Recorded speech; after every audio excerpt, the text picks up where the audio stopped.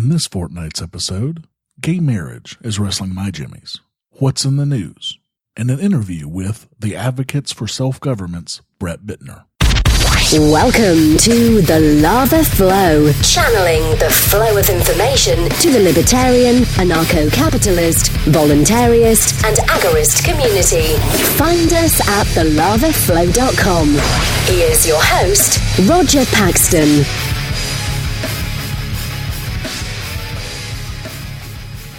Thank you for joining me this week, coming to you from Lava HQ, from the state where waking a sleeping bear for the purpose of taking a photograph is strictly prohibited.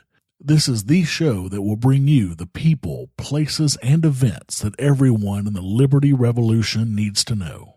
You can catch me on Twitter at the Lava Flow Pod.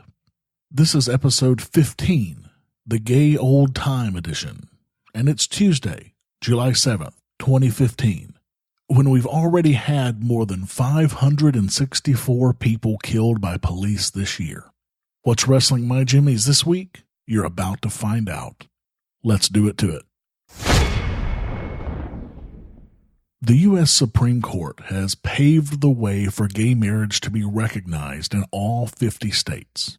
Now, I'm not going to lie, I'm torn on this one big time. On one hand, I'm thrilled for my gay friends, many of whom are in committed long-term relationships, who will now be allowed to have the exact same benefits in marriage that my wife and I enjoy.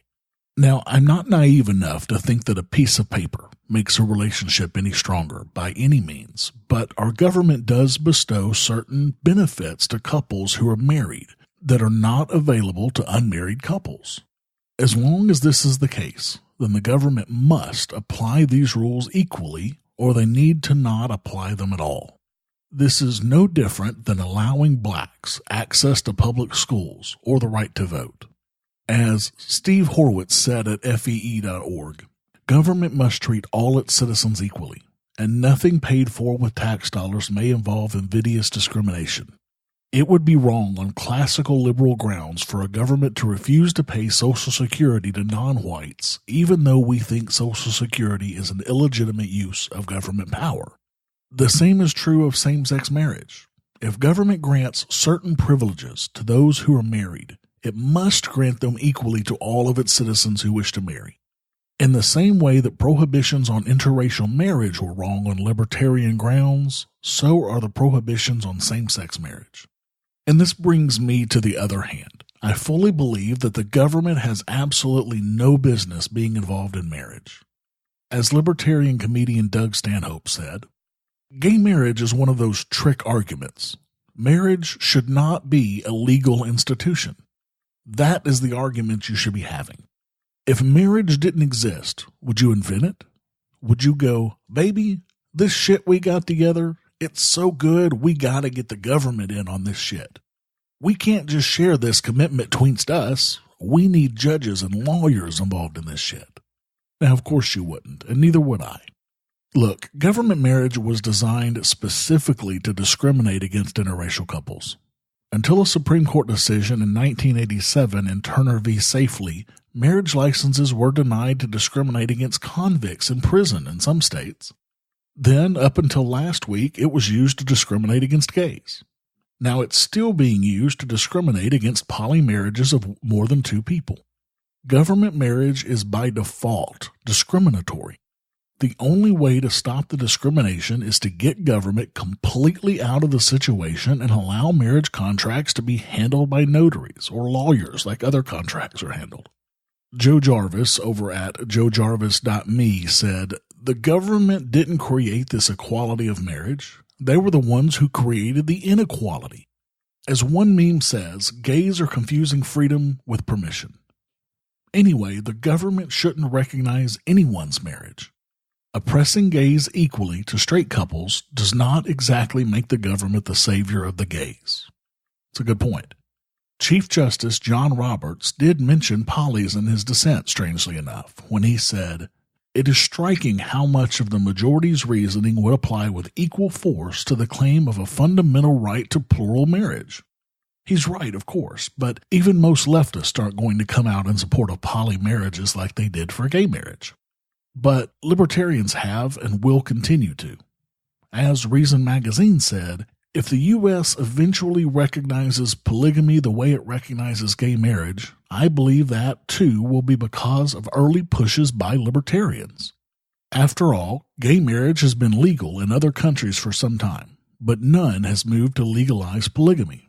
These countries aren't as radically oriented towards personal freedom as the U.S. theoretically is. And as if on cue, a Montana trio have applied for a marriage license at the Yellowstone County Courthouse in Billings in an attempt to legitimize their polygamous marriage. Nathan Collier and his wives Victoria and Christine plan to sue if the application is denied, as they should. It's about marriage equality, Collier told the Associated Press Wednesday. You can't have this without polygamy. Exactly.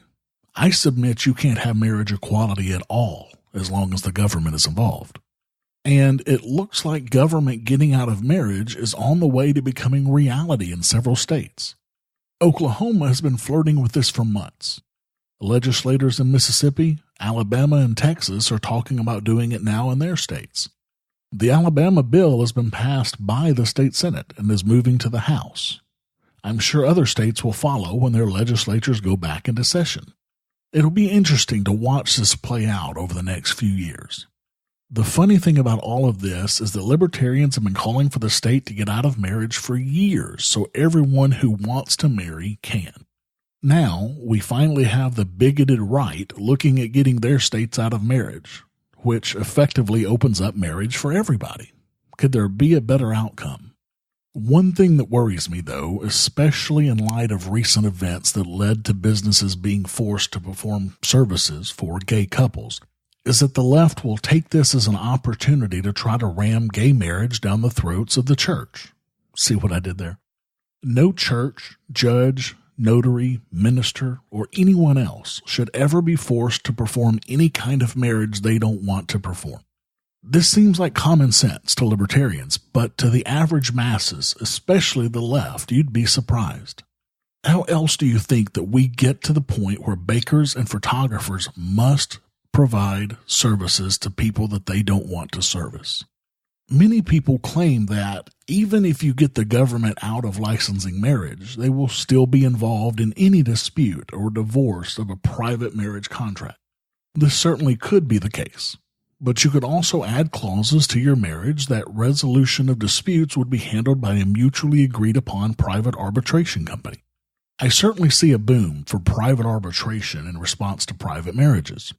I've mentioned this before, but when I started working for my present company, I signed an employment contract with them that included a private arbitration clause that says we must use private arbitration for disputes.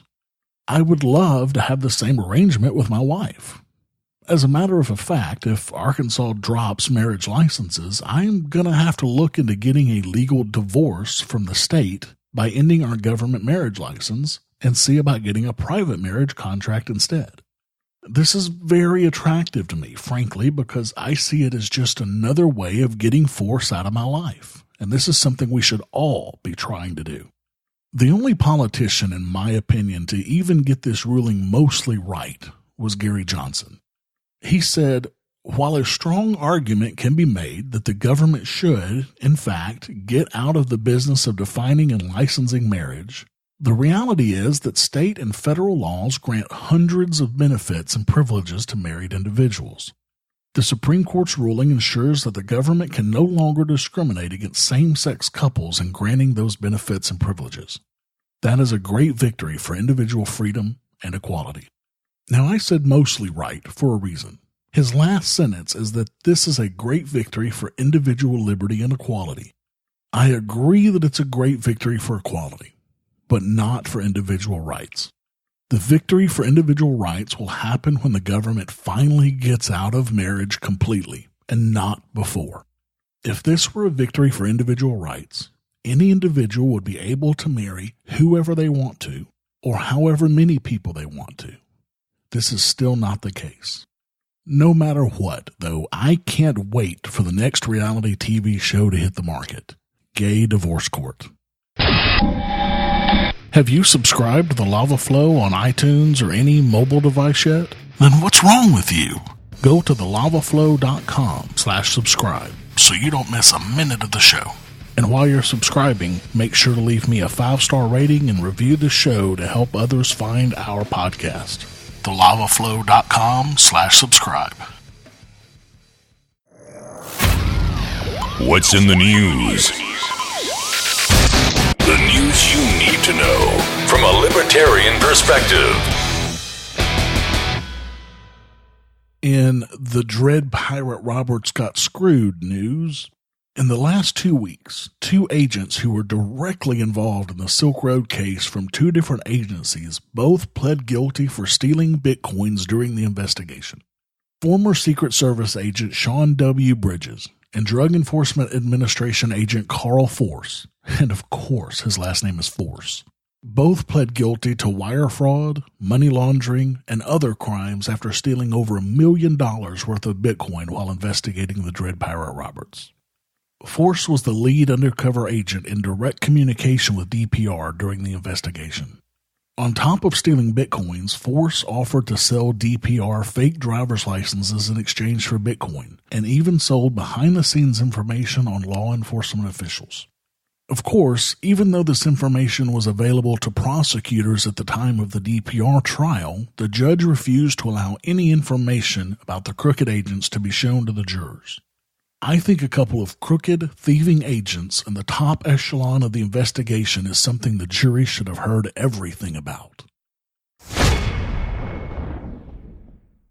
In There Is No Age Limit for Agorism news, in response to Michelle Obama's Healthy, Hunger-Free Kids Act, kids in a school district in Indiana have created a black market in salt packets, which they trade and sell to help mitigate the disgusting taste of the so-called healthy lunches mandated under federal guidelines. Quote, perhaps the most colorful example in my district is that students have been caught bringing and even selling salt, pepper, and sugar in school to add taste to perceived bland and tasteless cafeteria food, said John S. Payne, the president of Blackford County School Board of Trustees in Hartford City, Indiana. Quote, this contraband economy is just one example of many that reinforce the call for flexibility with the rules, he said. Talk about an education in the free market. Something tells me that this is not what Obama had in mind. Thanks, Obama. In Smoke 'em If You've Got 'em news, on July 1st, Oregon became the latest state to end marijuana prohibition, joining Colorado, Washington, Alaska, and the District of Columbia in legalizing the recreational use of the drug. Passed in November of last year with 56% of the vote, the law allows adults 21 and older to possess up to 8 ounces of marijuana in their home and up to 1 ounce outside of their home. And they can grow up to 4 plants a year per household out of public view. In a legal conundrum, it's not yet legal to buy or sell marijuana in Oregon, nor is it legal to import it into the state. Some local organizations are getting around that by giving weed away for free until the Oregon Liquor Control Commission is ready to begin giving out license to sell later next year. In If you're going to do it, you'd better do it fair news. A lawsuit has now been filed by former Libertarian presidential candidate Governor Gary Johnson against the Federal Election Commission, challenging the FEC's treatment of the private commission on presidential debates as using polling criteria to effectively limit participation in debates to only the Republican and Democrat candidates. Other plaintiffs in the lawsuit include the Libertarian Party and the Green Party. Governor Johnson said, the last time a third party or independent candidate was allowed to participate in nationally televised general election presidential debates was 1992. The reason is simple. The Commission on Presidential Debates, which controls the debates, was created by the Republican and Democrat parties and remains under that two-party control today. This lawsuit against the FEC is an important step towards stripping the veneer off of the CPD and treating it as what it really is, a partisan organization that exists to protect the two-party dominance of the political process. By opening another front in the battle against unfairly limited presidential debates, this recent FEC legal challenge strengthens the soon-to-be-filed second lawsuit being coordinated by the Our America Initiative, and adds credible voices to the growing discontent with the CPD's persistent exclusion of qualified third-party and independent candidates from the nationally televised debate stage. In Third Time's a Charm news, the Libertarian Party of Arkansas has, for the third election cycle in a row, regained full access to the ballot for all races for the 2016 election. After the LPAR turned in 15,619 signatures, the Arkansas Secretary of State's office was able to find nearly 12,000 of them valid, blowing away the 10,000 needed. Congratulations to the LPAR. In Ideas So Good They Should Be Forced news, California Governor Jerry Brown signed a bill outlawing families from using personal and religious beliefs as reasons to exempt their children from vaccinations. Under the proposal, if a parent chooses to not vaccinate their child, the parent would have to homeschool their child, participate in a multifamily private homeschool, or use public school independent study that's administered by local education agencies. If you recall way back at episode 5 of the Lava Flow, the Rage Against the Vaccine edition, I spent half the show talking about vaccines from a libertarian standpoint. You can go back and listen to that episode at thelavaflow.com/5. Clearly, vaccines are important for many reasons, especially since this week the U.S. had its first death from measles since 2003. However, injecting force, pun intended, into the equation by not giving parents the choice is immoral and illegitimate, and it should be discussed as such. And in some more exciting personal news, I have yet another per-episode donor for the show. Casey pledged a donation that now puts us at 31% of the way towards our first milestone goal, which will allow me to provide more great Lava Flow content to you on a weekly basis. If you'd like to help us reach that milestone, go to thelavaflow.com/support and make your pledge today. Also, I need to apologize for the subpar audio quality that I've had in the last 2 episodes. I had some major technical issues that kept me from providing the high-quality audio that I always want to give to you. It's my mission to put out the best quality libertarian podcasts that I possibly can, both quality audio and quality content. I promise to try my best to keep that quality you've come to expect from the Lava Flow flowing.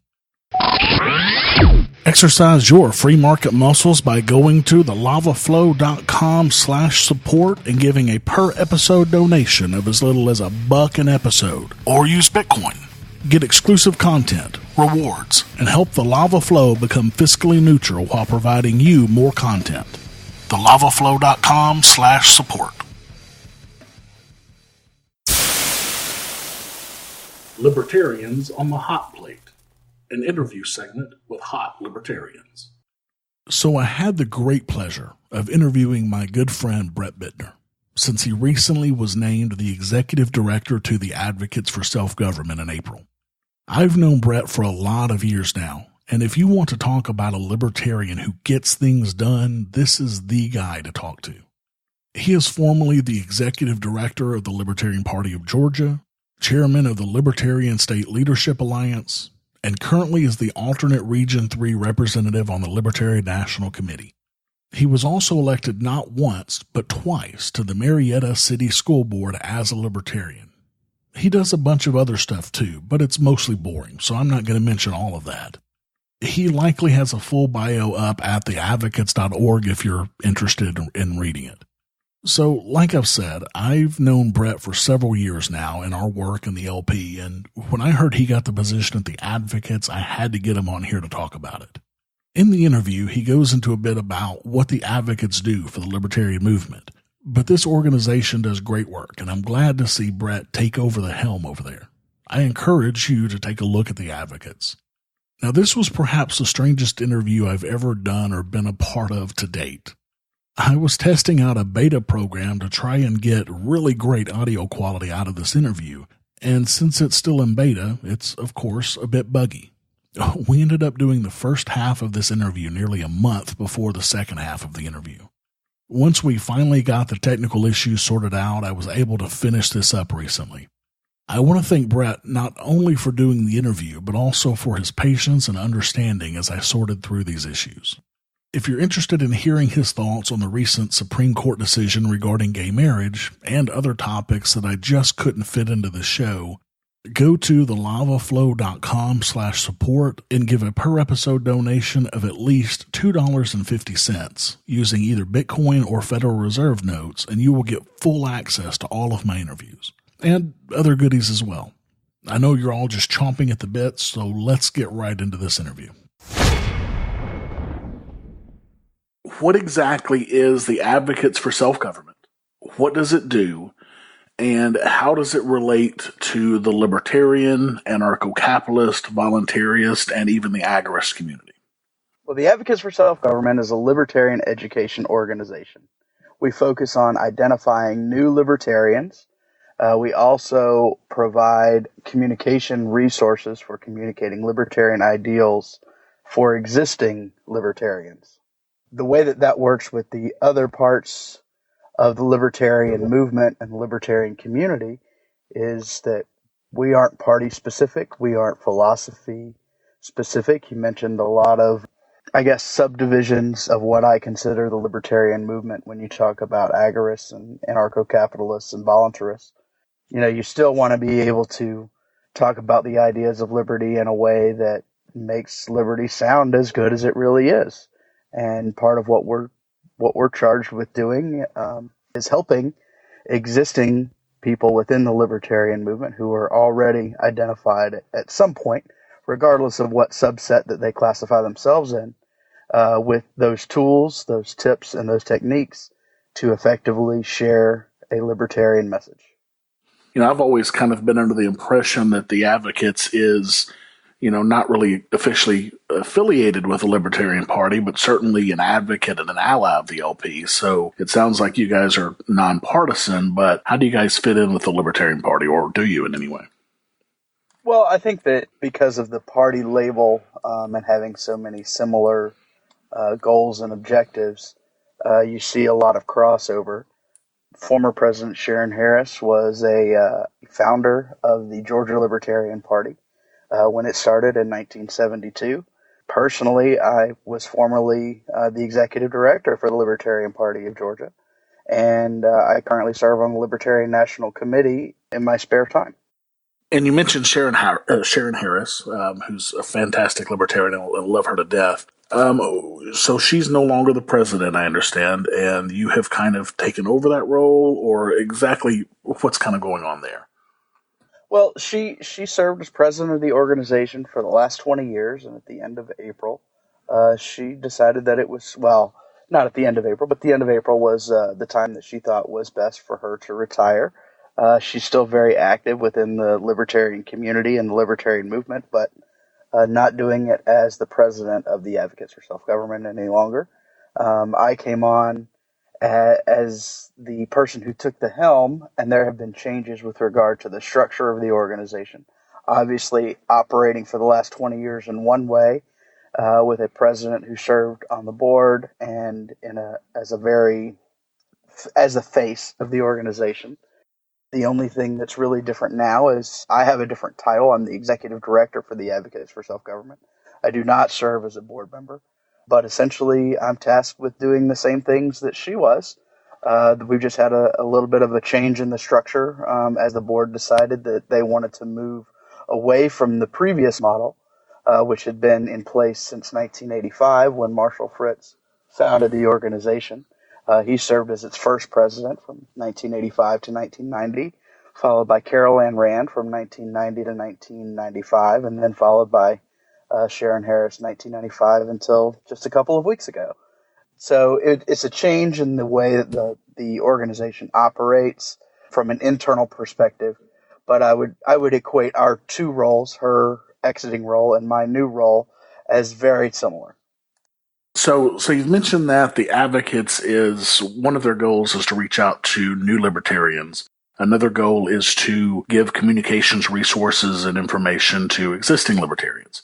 obviously we talked earlier about the subsets of libertarianism. Of course, you have your party affiliated type of libertarian, and then you have other subsets, anarcho-capitalist and voluntarist specifically, that for the most part a lot of them have kind of stepped outside of the political process.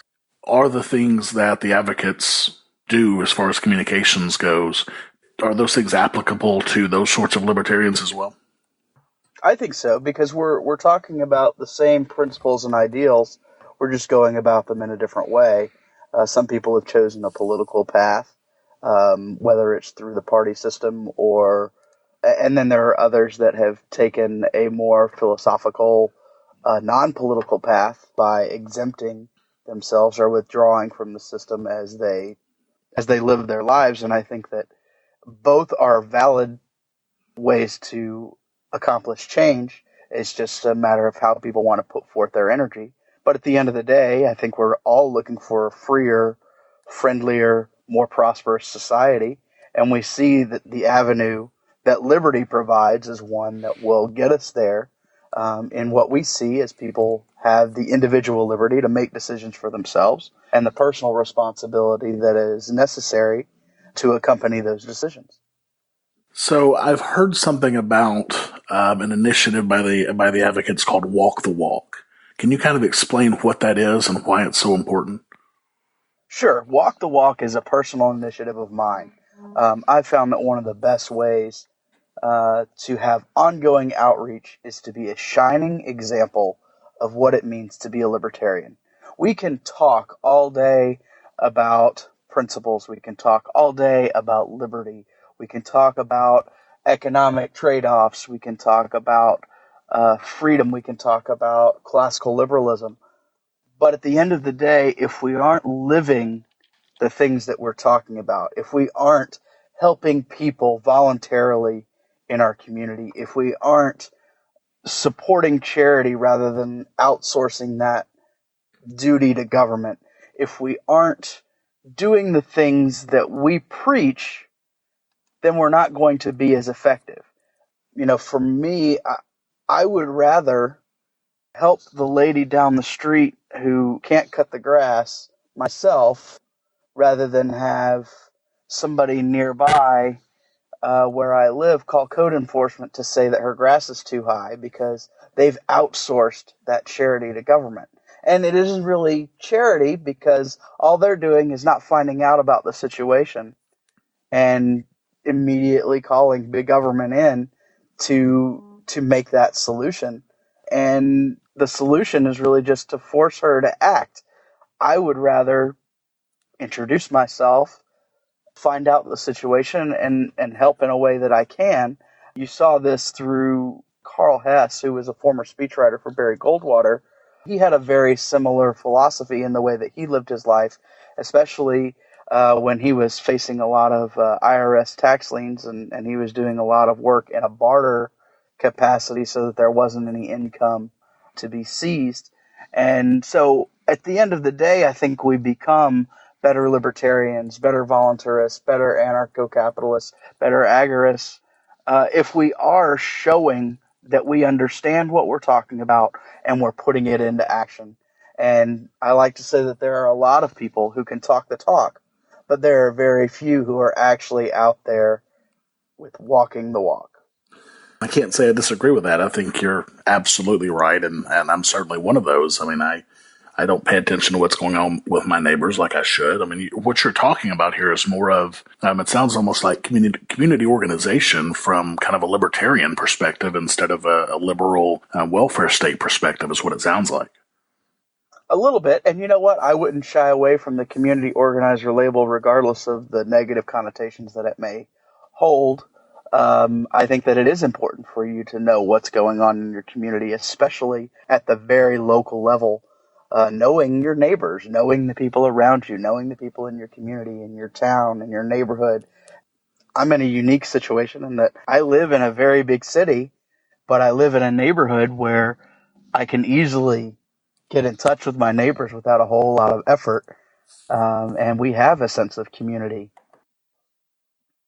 Well, that's certainly something that I know personally I need to work on. I mean, I know, a handful of my neighbors. Of course, I wave to the ones I don't know as I drive by, but that's pretty much the limit of my interaction with them. And I've been living here for 5-6 years now, so that's certainly something I need to take to heart and maybe start doing myself. So I like that. So one of the things that the Advocates is known for is, of course, the world's smallest political quiz. I know that if you could kind of give us a little bit of history on the world's smallest political quiz and kind of tell us, because I believe that you guys keep a record of everybody who's taken it, and can you kind of tell us, has there been kind of an increase in the number of libertarian results of the quiz, and where do most of those results end up? Well, the origination of the quiz was a modification of an idea by David Nolan.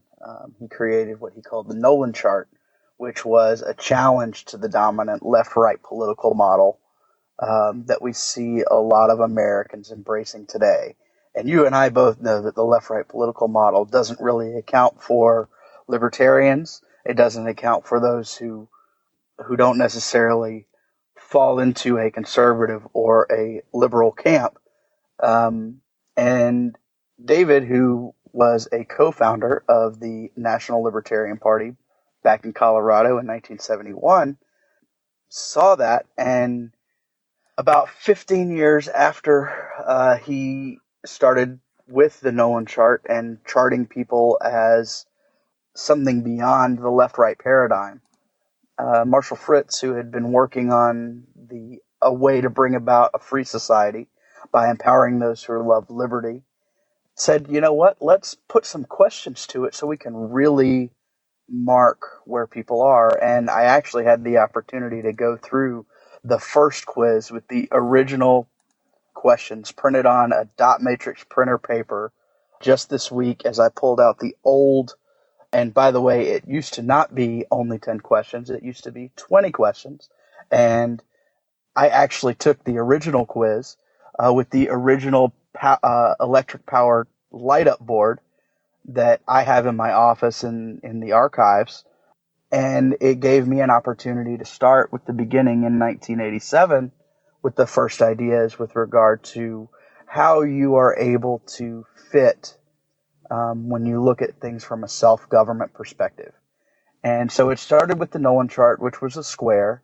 Not long after the origination, or not really the origination, but the combination of the two ideas of the Nolan chart and the world's smallest political quiz, and putting them together in what I like to say is very similar to how Reese's came up with the peanut butter cup by getting peanut butter and chocolate together and making a delicious snack. We saw that the quiz and the chart move from a square to a diamond, which kind of gives you a better visual and gives you a little bit more perspective when you overlay what is the dominant political model in the U.S., the left-right paradigm. Because you do see that when you take a look at the diamond chart, you do see conservatives on the right-hand side, you do see liberals on the left-hand side, but you also include the centrists, the authoritarians, and the libertarians, as you really have a five different areas where you can fall when you take the world's smallest political quiz. I've taken a look at the original drawings in the mid to late 80s with the first charts that were developed. They're handwritten, hand-drawn with beautiful calligraphy, and that's something that I'm very much looking forward to preserving so that we can keep that very important part of our history. We moved into the self-government chart around the time that Ron Paul ran for president the first time in 1988, which is very similar to what we see today with regard to the world's smallest political quiz and the Operation Politically Homeless outreach that a lot of libertarian groups perform today.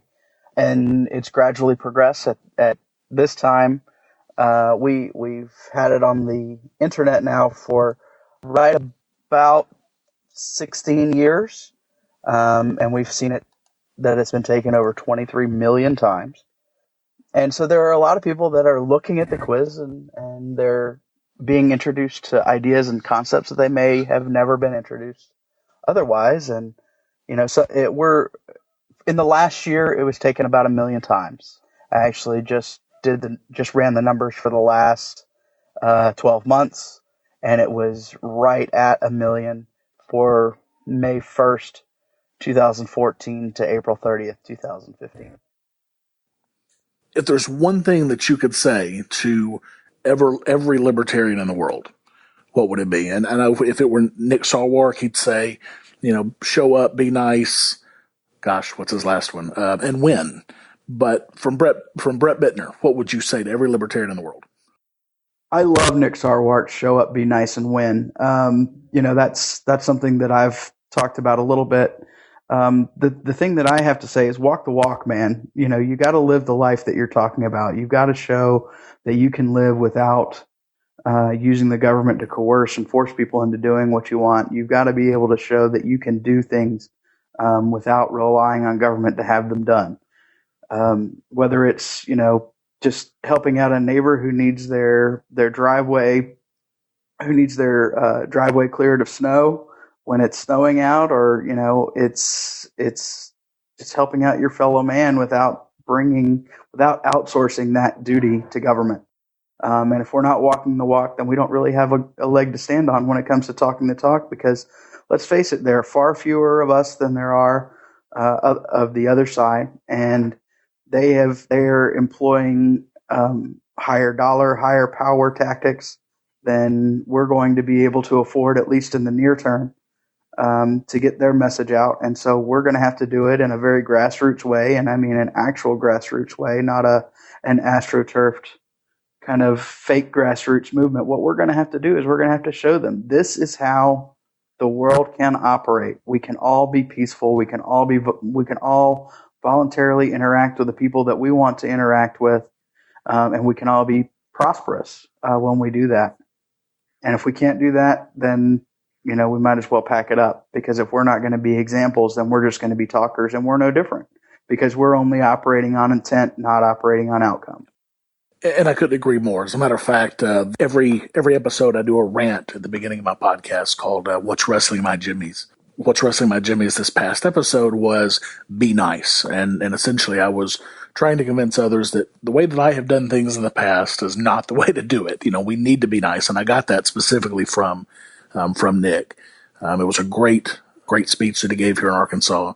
And it's absolutely, dead on. And you're right. Walking the walk is also, points to another segment that I do, how to live a lava lifestyle in a state of society, where I give tips, from homeschooling to whatever, recording the police to, whatever the case may be. I mean, every episode is something different, another way to live a lava lifestyle so that people see what a libertarian society would look like. And if we're all doing that, then we're going to have a lot of examples to point to when it comes to talking about libertarian solutions. And I think that's fantastic.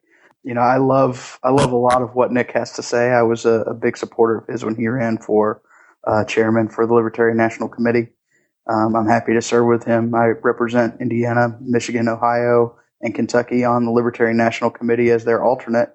So I get the opportunity to work with Nick, and it's awesome to see somebody that's so involved and energetic and excited about liberty.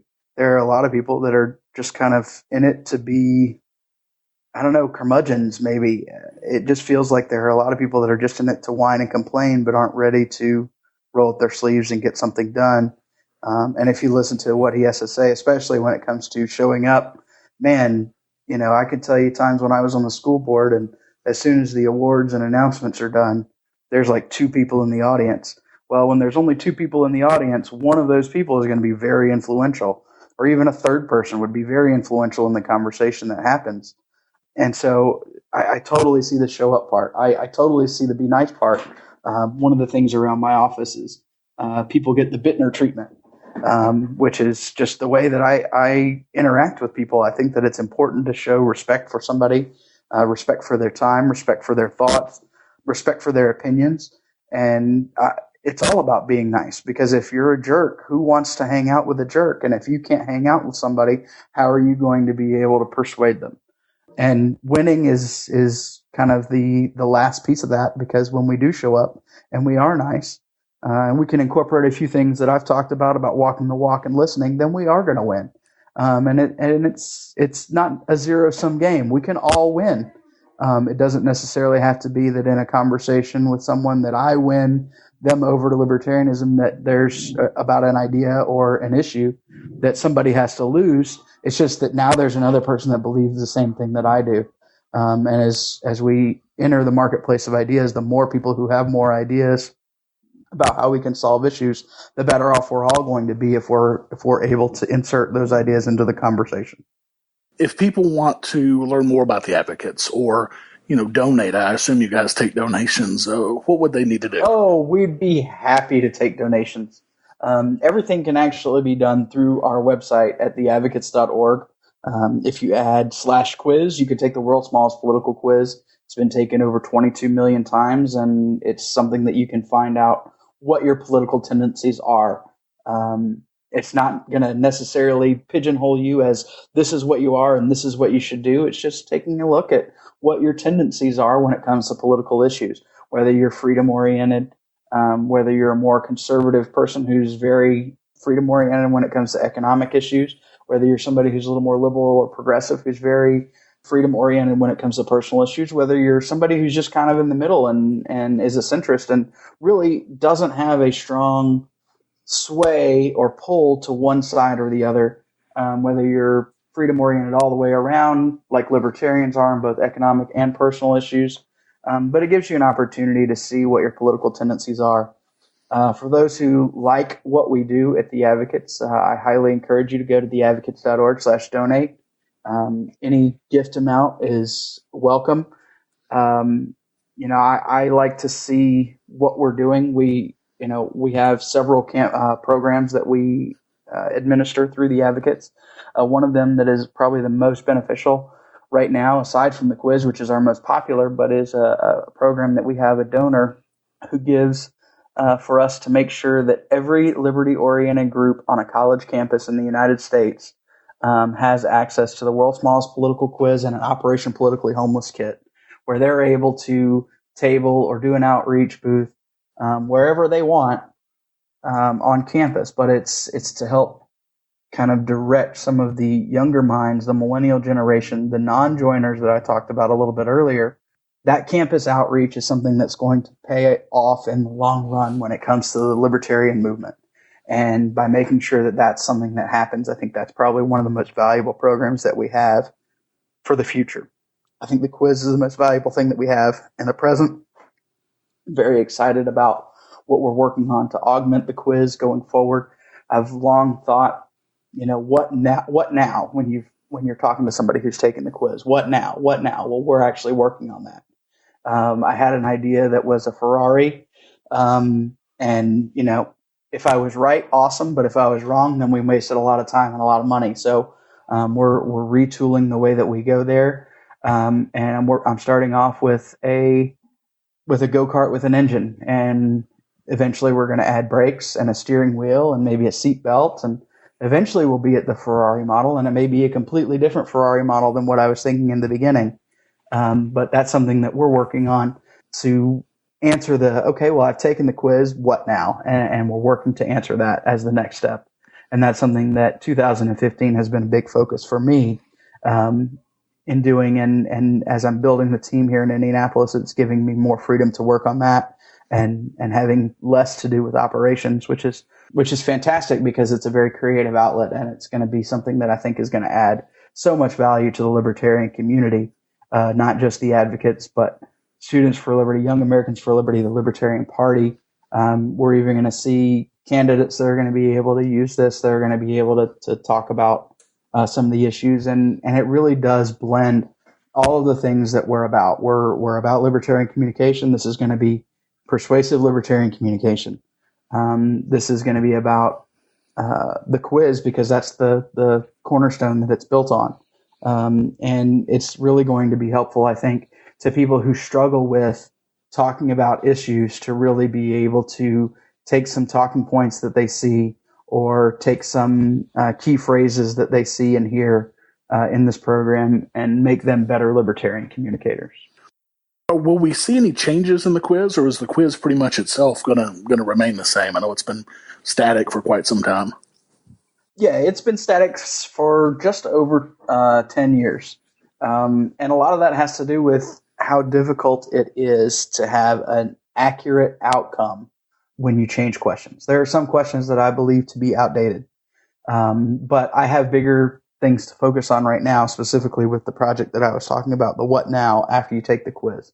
But yeah, that's on my list of things that I want to address, but it's not the first thing on my list. There are some areas that I think there are some questions that I think are outdated and need to be changed. Some things that are a little more up to date than they used to be that could be reinserted. I took a look at the very first quiz, which was actually 20 questions, and it was before the Nolan chart was turned into a diamond.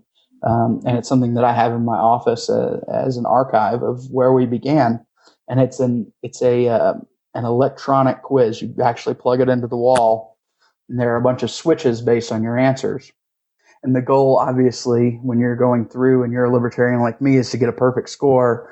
And so you're going through and you're answering the questions. And the current quiz, affirmative, agreeing answers are scored positively. And so this one, the original quiz wasn't that way. No's were getting you closer to being the pinnacle of libertarian.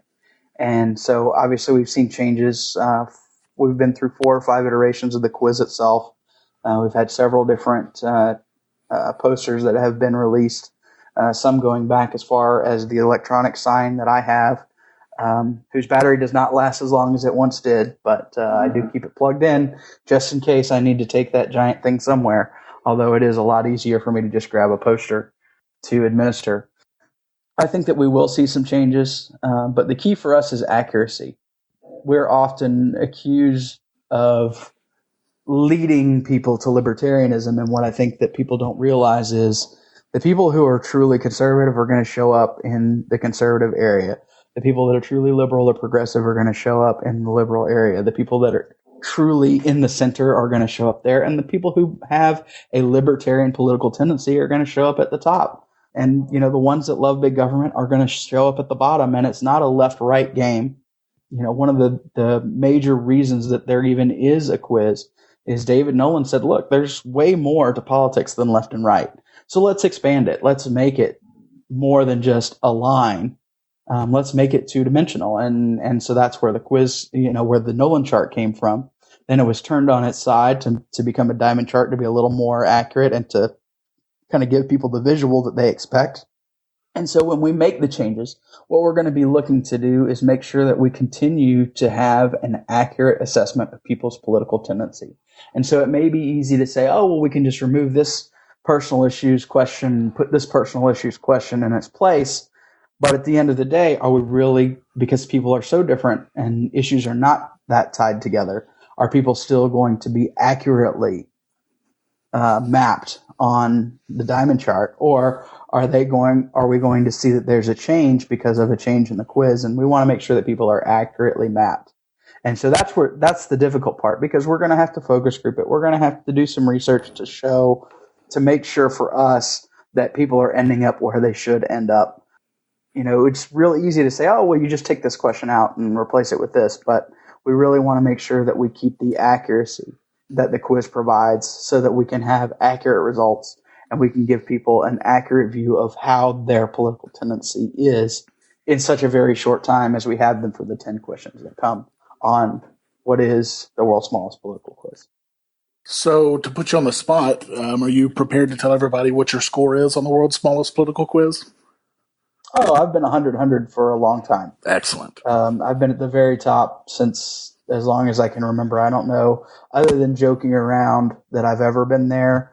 Although in an earlier iteration of the quiz and about using an earlier iteration of the quiz about 10 years ago, I probably would have been an 80-100 based on one of the questions that was there. But I have since kind of evolved on the issue as I learned more and actually had some personal experience through a friend with regard to the immigration issue, which, if you are familiar with the older versions of the quiz, there's a question about borders. And there was a point in time where I was not as open to the idea of immigration as I am today. Yeah, that's certainly one that I evolved on. And the way that I see it, if you're not evolving, you're not thinking. That's exactly right, because you're not considering and you're not listening. Right. Well, I think that's a great place to wrap this up. Brett, as usual, I certainly appreciate your time. Everybody listening, please go to theadvocates.org. Check them out. If you've got some time, some money, drop them a little bit. It's a great organization, and I think all libertarians, party affiliated or not, should definitely be supporting these sorts of efforts. So, Brett, thanks so much. You're very welcome, Roger. Thanks for having me on, and hopefully it won't take as long the next time we talk. That's exactly right. Maybe next time we'll do it in a week instead of a month. Sounds good to me. Thank you for listening to the show this week. As always, I need to thank the exceptionally gorgeous Jessica for her help with this show, and Sheltered Life for allowing me to use their music. For the show notes to this episode, where I put links and other information that has been on this show, go to thelavaflow.com/15. I have a new iTunes review. Subscriber Hell Inmate says, current and informative. The anarcho-capitalist / libertarian take on current events.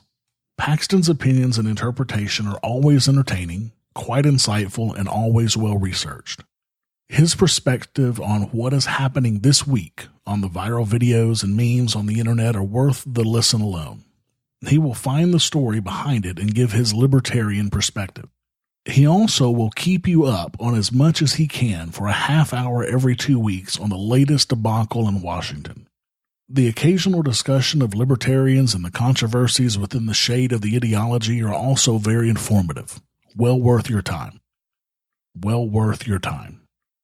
I'm thrilled that people are listening to this podcast, and even more thrilled that you think it's time well spent. That's exactly why I do this. And all of the ratings and reviews that I get make it easier for people to find our podcast, which is helping it to grow leaps and bounds every single episode. I would love it if you would leave a review for me on iTunes. To do so, go to thelavaflow.com/iTunes review today and let your voice be heard. If you leave a review, I'll read it on this show. Also, make sure to like me on Facebook and Twitter and share our episodes around. Many of you are doing that already, and it's one of the reasons that this show is growing so fast. Thank you so much. If you like what this show gives you and you want more of it, and to keep this show ad-free, exercise your free market muscles by going to thelavaflow.com/support and giving a per episode donation of as little as $1 an episode using Patreon or Bitcoin. There are monthly costs associated with doing this show, and I need additional equipment to continue making the show better for you every episode. Until next time, keep striking the root. Thank you for listening to The Lava Flow at thelavaflow.com. Don't miss an episode. Subscribe now at thelavaflow.com/subscribe. This has been a Pax Libertas Productions podcast.